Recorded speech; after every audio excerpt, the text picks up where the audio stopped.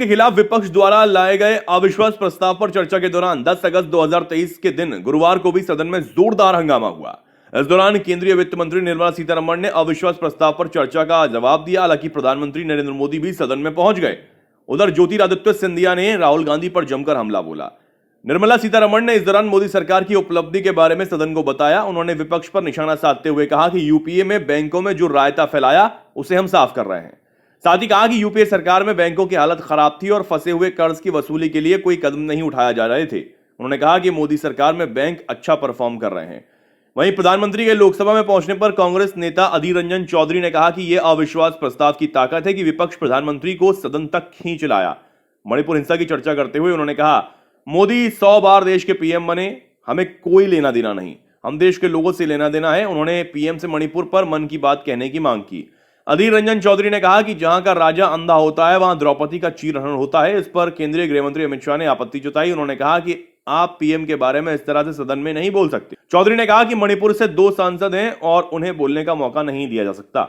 इस पर केंद्रीय मंत्री ज्योतिरादित्य सिंधिया ने कांग्रेस पर जमकर निशाना साधा। सिंधिया ने अधीर रंजन चौधरी पर वार करते हुए कहा, जब आपकी सरकार केंद्र और राज्य में थी तब मणिपुर के सांसद ने रोते रोते संसद में कहा था कि राज्य सरकार कुछ नहीं कर सकती, उनके पास फंड नहीं है, उनके पास हथियार खरीदने के भी पैसे नहीं है। सिंधिया ने आगे कहा, मुझे मुजफ्फर वारसी का शेर याद आता है, औरों के खलायत की लेते हैं तलाशी, अपने गिरबान में झांका नहीं जाता।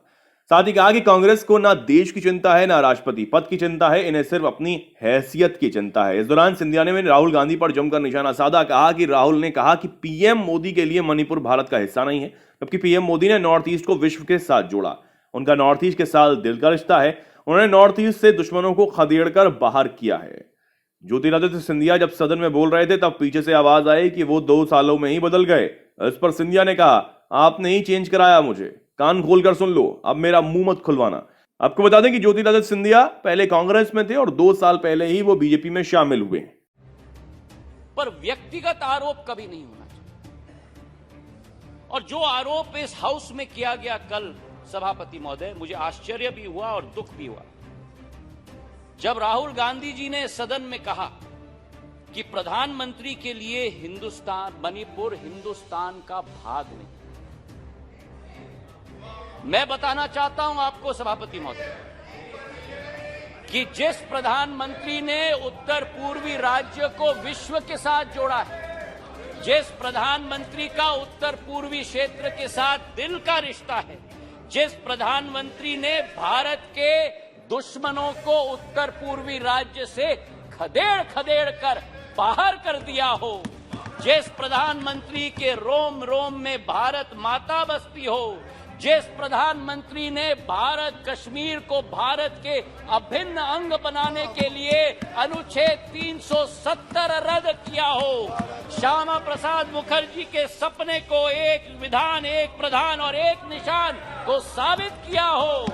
मैं बताना चाहता हूं विपक्ष को सभापति महोदय कि भारत को अलग अलग टुकड़ों में देखने की विचारधारा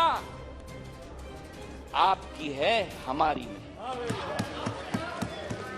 इस खबर में इतना ही। ऐसी तमाम खबरों को जानने के लिए हमारा चैनल सब्सक्राइब करें।